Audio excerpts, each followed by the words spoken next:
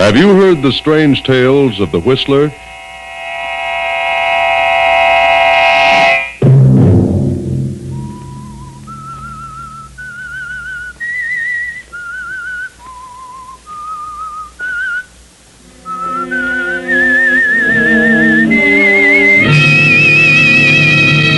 I'm the Whistler. Sylvia warned me. She told me about you. Now I know why. She was telling the truth. She knows you, Frank Gerard. She said you were no good. Another Sunday night, and again CBS presents The Whistler.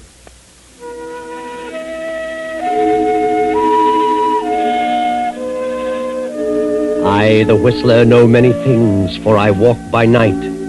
I know many strange tales, many secrets hidden in the hearts of men and women who have stepped into the shadows. And so I tell you tonight the unusual story of the confession. The courthouse walls of a county in an eastern state have echoed for many years the vibrant, persuasive voice of William Marshall. Marshall has defended countless numbers of persons, great and small, who'd become entangled in the meshes of the law, and he has never lost a case. The great criminal lawyer attributes his success to the fact that he has never taken a case in which he was not convinced that the defendant was either innocent or the victim of unfortunate circumstances. At the moment, in the anteroom of Marshall's office, a beautiful young girl and a handsome man of 30 wait for an audience with the attorney. After some 15 minutes of waiting, the girl speaks to the handsome man. Pardon me, but are you in a terrible hurry to see Mr. Marshall? Why, no. No, that is, my business can wait a few moments. Well, I'd appreciate it so much if I could see him first. I'll only be a few minutes. I just got off the train and I've got to see him. I see. Is it really as bad as all that? What? You sound as though you're in terrible trouble. Oh, I am. I really am. Oh, that's too bad. How'd it happen? How did what happen? How'd you get into such trouble? Well, I've spent all my money. I'm broke. Oh, is that your trouble? Yes. What did you think? Oh, I thought maybe you'd murdered your husband. Oh, no, I haven't a husband. I've never been married. No. Well, my name is Frank Gerard. Yes. My name is Jean Marshall. William Marshall is my father. I've been away at school for a year, and you know what can happen to a girl's finances in a year. So I've either got to borrow some money from Father or borrow his car to get home. Well, I'll tell you what I'll do if you care to wait a few minutes. That is, after I get to see your father, I'll take you right to your door. Well, I suppose it's all right. Are you a client of Father's, Mr. I John? certainly hope to be. He's a busy man, but I hope he can find time to handle my business. All right. I live in Mission Hills. That's not far. I have nothing to do. I'd love to accommodate you. Then I won't be with Father over 1 minute. Your father will be right out, Miss Marshall. Jean, darling, I'm very glad you're home. But what are you doing at the office? I'm broke, Father. All right, here you are. Money, money, money. Sorry, darling. I wish I could talk to you a while now, but I've got to be in court in 20 minutes. See you at dinner. This gentleman is waiting to see you, Mr. Gerard. Oh, I see. Gerard? Well, come in, Mr. Gerard. See you at dinner, Jean. Yes, Father. Bye. Come along, Gerard. Gerard. Sit down. Seems to me I've seen you before, Gerard. Have you, Mr. Marshall? Where? Gerard.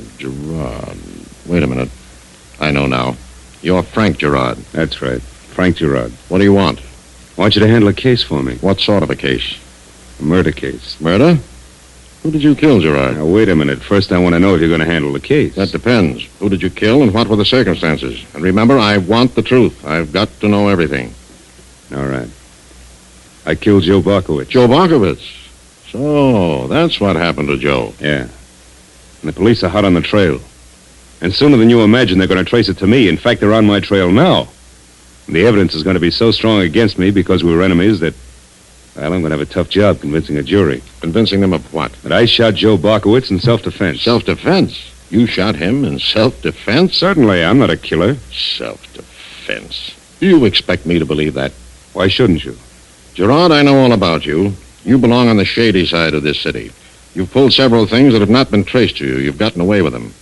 But I think you're very bad material. Joe Barkowitz was bad material.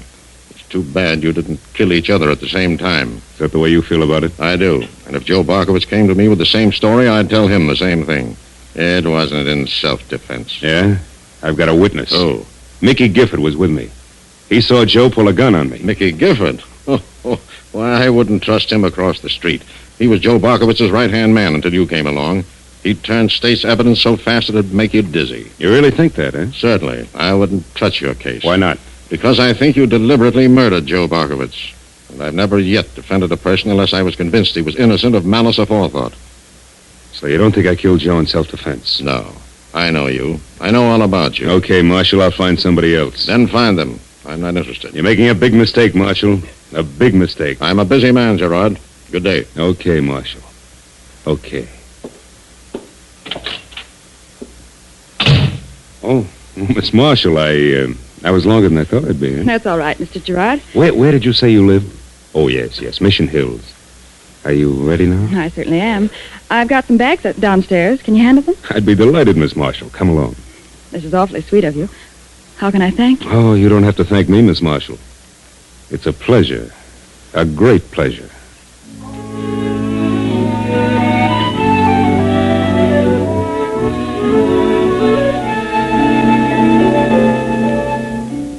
A week later, Jean Marshall has fallen deeply in love with Frank Gerard.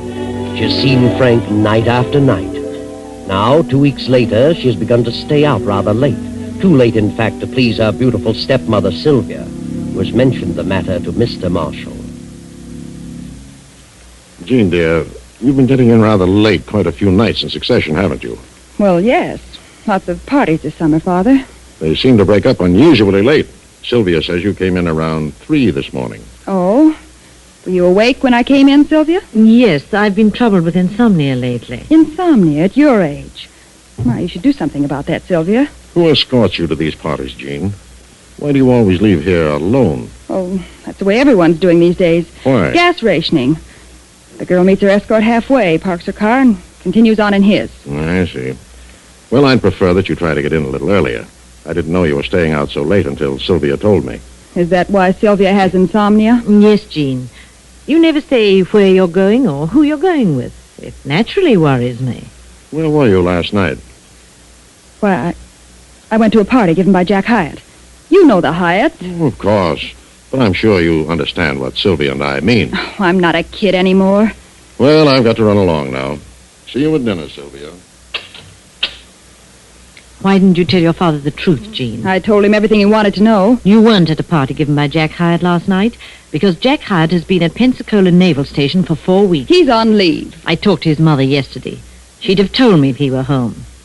You're meeting the same man every night. Someone you don't want us to know about. Oh, it has nothing to do with gas rationing. Either he doesn't want to come here or you don't want him to come. You're not my mother, Sylvia. And you're not so many years older than I am, so why don't you quit trying to mother me? Are you in love with this man? Yes, I am. Terribly in love. I've never met anyone like him. He's young, handsome, and charming, and I'll marry him the minute he asks me. Does that answer your question? Why don't you bring him to the house? Because he and Father had some business disagreements, and Father doesn't care for him. But whether Father likes him or not, well, that has nothing to do with me. Who is he? His name is Frank Gerard. Frank Gerard? You mean... Well, what's wrong with him? Oh, you can't mean it. Well, what are you so shocked about? Do you know him? No, that is not personally. Oh, but he isn't your type. He's a gambler, a gangster. Oh, that's ridiculous. He belongs to the lowest element in town, the underworld. Oh, no wonder he doesn't want to come here. He's not in love with you. He's stringing you. He isn't the marrying kind. Oh, please, Jean, don't see him anymore. Oh, if your father knew this, it would kill him. If we're talking about the same man, Father is entirely wrong. Father forms opinions about people he knows nothing about from personal experience. Frank is the sweetest man in the world. Oh, please, Jean, don't go through with this. You know nothing about him except what Father has told you? No. Then why don't you stop saying things about people? Things of which you have no personal knowledge. Very well, Jean. I'm terribly sorry for you. I'm sorrier for your father. This will break his heart. Oh, Sylvia, don't be so dramatic.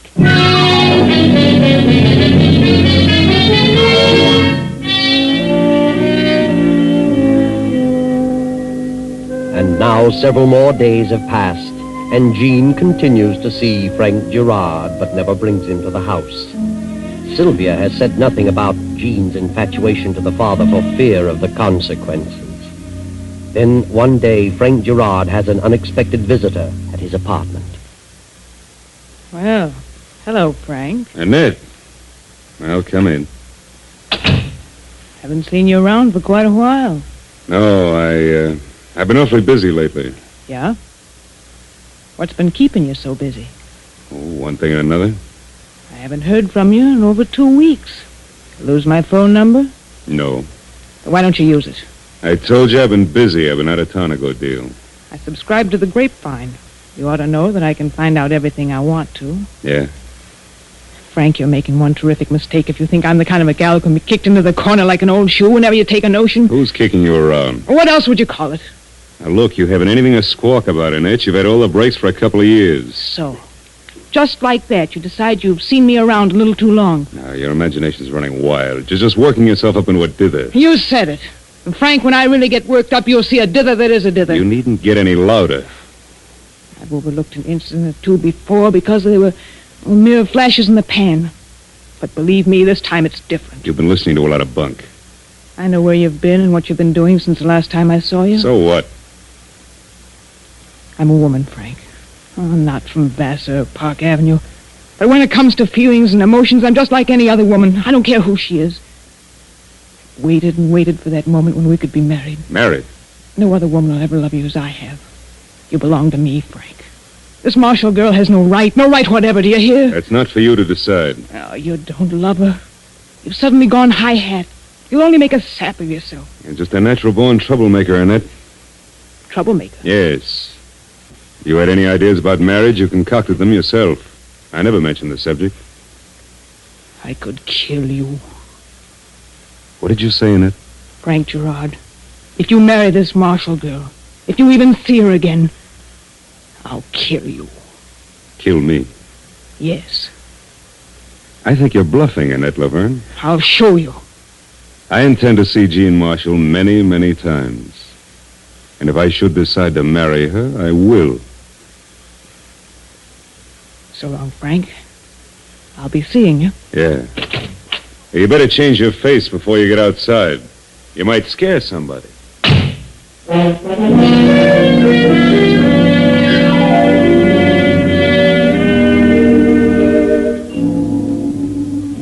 And on that very evening, Frank Gerard and Jean Marshall sit in a booth of a quiet roadside inn on the outskirts of town. The old innkeeper, having no other customers, divides his time between serving the food and playing soft music on an old violin. Well, I like it here, Frank. So quiet and secluded. How'd you ever find it? Oh, I don't know. Have you been here before? Once. Some time ago. You know, darling, I guess that's why I like you so much. Yeah? Why? Well, you always seem to know the right thing to do at the right time, the right place to go. Do I, dear? Yes. And we seem to get along so well together.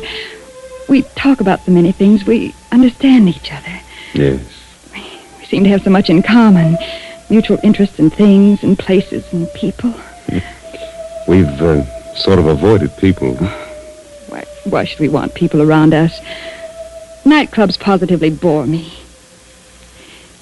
You really love me, don't you, Frank? What do you think? Oh, darling. From the moment you leave me at night until I see you again next day, I almost... Well, it seems like 1,000 years. All day long, I worry and worry. What about? That I won't see you that evening. Don't ever worry about that, Jean. Remember that day in Father's office? When we first met? I certainly do. Did you feel the same way as I did? I'm sure I did. I knew from that moment that I loved you. That no one else had ever or would ever mean so much. You're such a lovely girl, Jean. Lovely eyes. Red hair. In fact, you're the most beautiful picture I've ever seen in my life. Oh, Frank, darling. I have a wonderful idea. So have I. A terrific idea. Why can't we drive someplace out of town tomorrow? That's just what I was going to suggest. We can drive out of town and and go to someplace up in the mountains. We can swim and fish and boat. Would you like that? And we could stop someplace on the way, some little town. Oh, of course we could. Justice of the There are a peace. dozen towns on the way. Oh, Frank, darling, I've never been so happy in all my life. Oh, wait a minute. What's wrong? Oh, I can't possibly go tomorrow, Jean. I have an important engagement tomorrow. A business engagement. It's very important. I've got to keep it. Oh, Frank. We can leave the next morning early. Won't that be all right, dear? Well, I guess it'll have to be all right. Good. And I won't see you until morning after tomorrow because, well, I'll be tied up all tomorrow evening as well. Oh, darling. I can't help it. I don't like it any more than you do. All right. Guess I can stand it. Tomorrow morning and all day tomorrow and tomorrow night. Well, I guess I can pull through. I'll see you at the usual place day after tomorrow. What time? We better start early. Say, 8 o'clock. I'll be there, darling.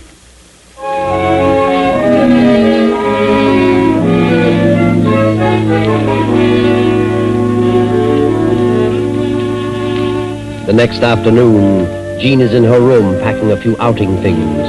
Her father has come home from the office early, so he drops in to see Jean on his way to his room. Hello, Jean. Father, what on earth are you doing home so early? Oh, I don't know. I got a little weary, kind of tired lately, so I thought I'd just quit for the day. The heat was terrific in town. Why don't you give up practicing? Heaven knows you've enough money. Oh, I've thought about it, but I just can't bring myself to quit. Afraid I'll fall apart once I admit I'm through with the profession. I should think you'd want to quit and get around a bit and enjoy life. See things. You've done nothing but keep your nose to the wheel. Where in the world can you go these days? Oh, there are plenty of places to go. Right around here. Within 100 miles of your own door. Mm-hmm. And where are you going?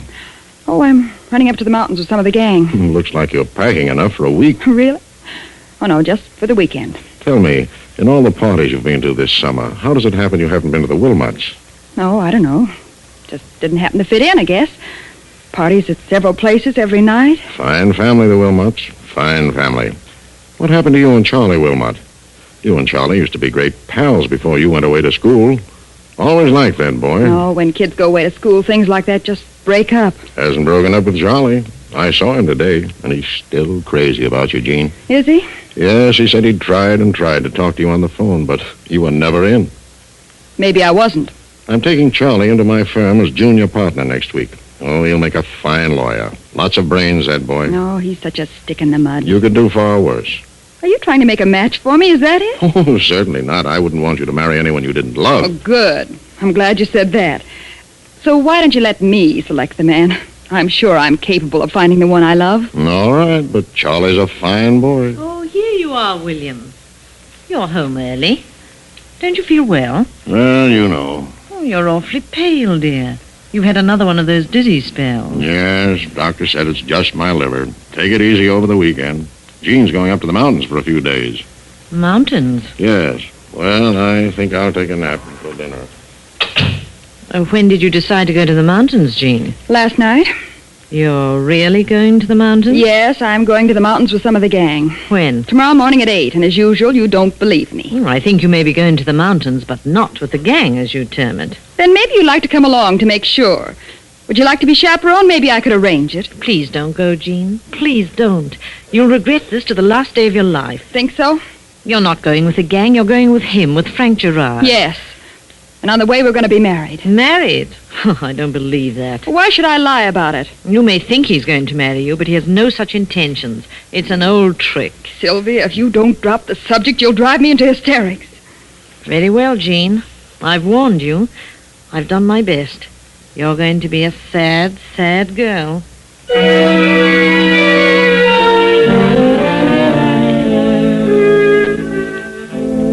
The afternoon passes and evening comes. Frank Gerard in his apartment lolls and considers the past and the future. Then, as he prepares a drink, there is a soft knock at his door. Good evening. Good evening, Mr. Gerard. Well, please come in. What can I do for you, Mrs. Marshall? I want to talk to you. Yes? Well, make yourself comfortable. Oh, what a beautiful gown, Mrs. Marshall. Thank you. I haven't seen you for some time. How long has it been? It's been 4 years, Mr. Gerard. We met last in a nightclub with a group of mutual friends. Oh, yes. Yes, indeed. You were captivating that evening, and may I say you're most charming tonight? What a line. I've often wondered if I'd ever see you again. Have you? Well, here I am. And I'm flattered. Highly flattered. And just as conceited as ever. Very happy you're here. You won't be when you hear why I came. No? Oh, how disappointing. I was sure you came just to see me. Me alone. I did come to see you alone. Are you alone? Why, of course. You're perfectly safe here, Mrs. Marshall. Mrs. Marshall. The Mrs. Marshall of the Blue Book. Sylvia de Levante. Remember the Club National in Detroit? The Folie Nationale, starring Sylvia de Levante, direct from London. I can see it now. So can I. What of it? Does your husband know all about that? He does. I doubt it. Maybe he'd be interested to know, huh? I don't scare, Mr. Gerard. And why are you on the defensive? Maybe you know why I'm here. Oh, now, please, don't disappoint me. I came here to appeal to your decency, if you have any. Well, Jean Marshall is a fine girl. I want you to leave her alone. I beg your pardon? Her father is the finest man who ever lived. He worships her. Jean is under the impression that you intend to marry her. I know better. If Jean got mixed up with you, it would kill her father. Did Jean tell you we were going to be married? Yes, and you've led her to believe that. But you know you've no such intentions, and you're going to the mountains with her in the morning. That's right. But not to get married. Mrs. Marshall, if you were to run along home now and forget all about this and tend to your own business, I might see to it that your husband never knows all about you that might be told. You don't like Jean's father, and he doesn't like you. Why would you want to marry a girl under those conditions? That is none of your business. Maybe I'll make it my business. You do, and I'll guarantee you'll regret it. You'd better run along now. Then you won't listen to me. My appeals to your sense of decency mean nothing. Now, look, I've had... You better get out of here. Go out through the back way and through the other hall. Very well, but please consider what I say. Yes, I'll consider. Go on. Just a moment. Darling, I had to see you. Why, Jean. I just couldn't stand to be away from you so long. I didn't expect to see you this evening. I knew you said you were going to be busy tonight, but I'll just stay a moment. Oh, Frank, darling, it's been a million years this day. Yes, dear, I missed you terribly, but, well, I didn't expect you, and... I just wanted to see you for a second, that's all. Are we driving tomorrow or taking the train? We can drive if you like. It's not far. I can take my car. I love to drive the top down, and yours isn't convertible. All right, we'll take your car. All right. I'll go now. Night, darling. Tomorrow's going to be the most wonderful day of my life. But I've said that before so many times. Good night, dear. Frank, dearest, where are my slippers? What?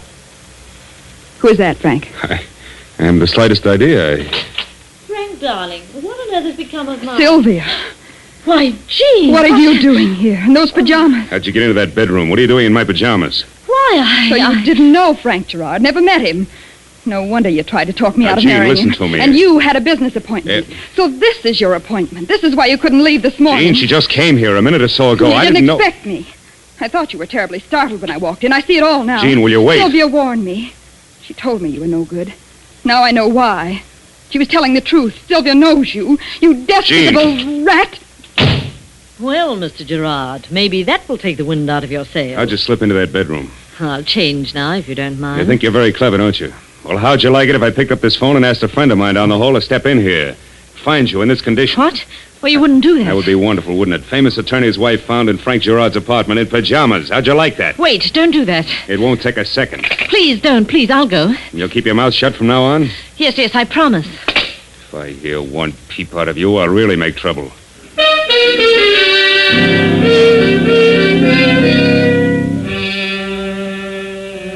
Next morning, Sylvia Marshall gets a call to come to the apartment of Frank Gerard. A few moments after her arrival, Attorney Marshall gets a call at his office to come to Gerard's apartment. Now, Sylvia's talking to Captain Brent from headquarters. But why have you called me here, Captain Brent? Frank Gerard was killed last night. His body's in that bedroom. What? And on the floor of the bedroom, we found this locket with your name on it. Pictures of you and your husband. But how could that have happened? That's what we wanted to ask you about. How do you think your locket could get here? I haven't the slightest idea. Oh, hello, Captain. How are you, Bill? This is my daughter, Jean. Sylvia, what are you doing here? I sent for her, Bill. Frank Gerard was murdered. Murdered? We found your wife's locket on his bedroom floor.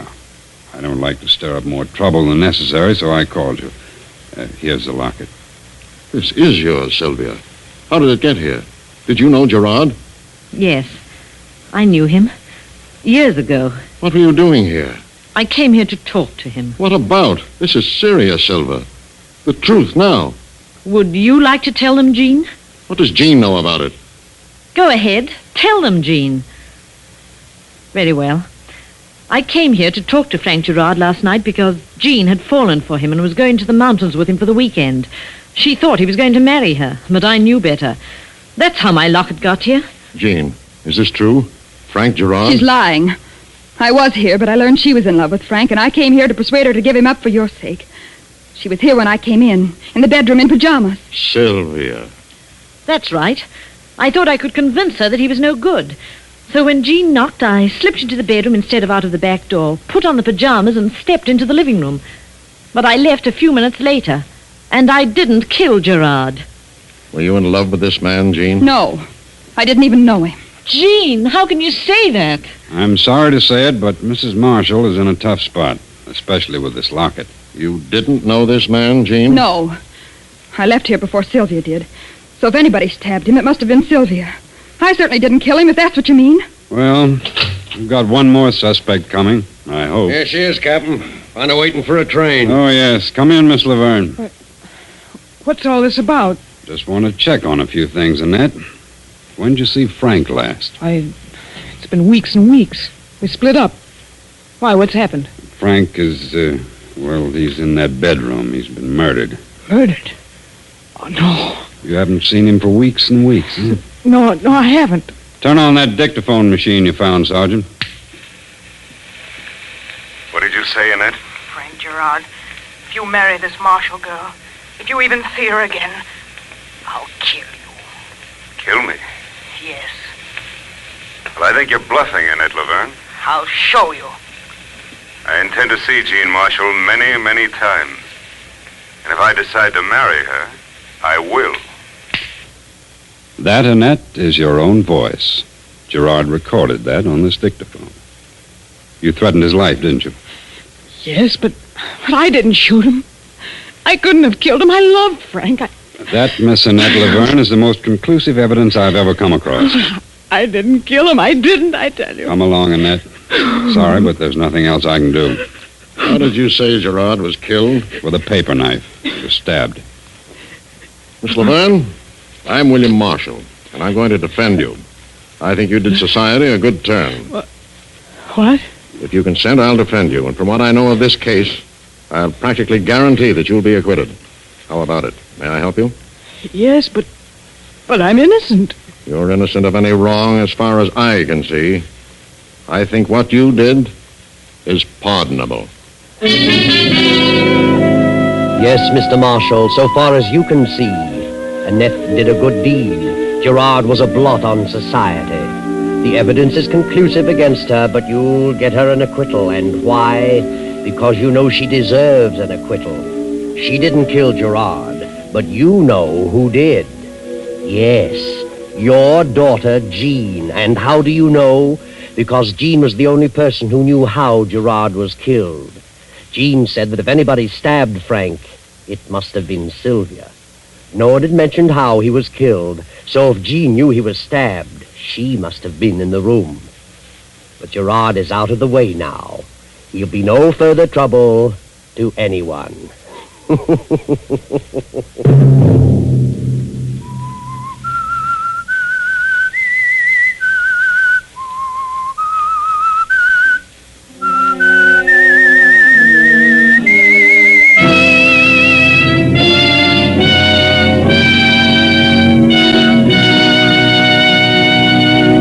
CBS has presented The Whistler.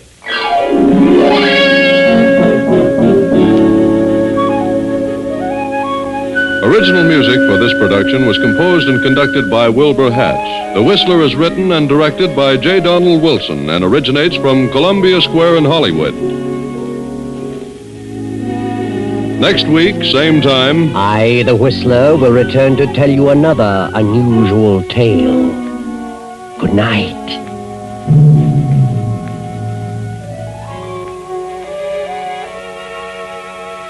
This is the Columbia Broadcasting System.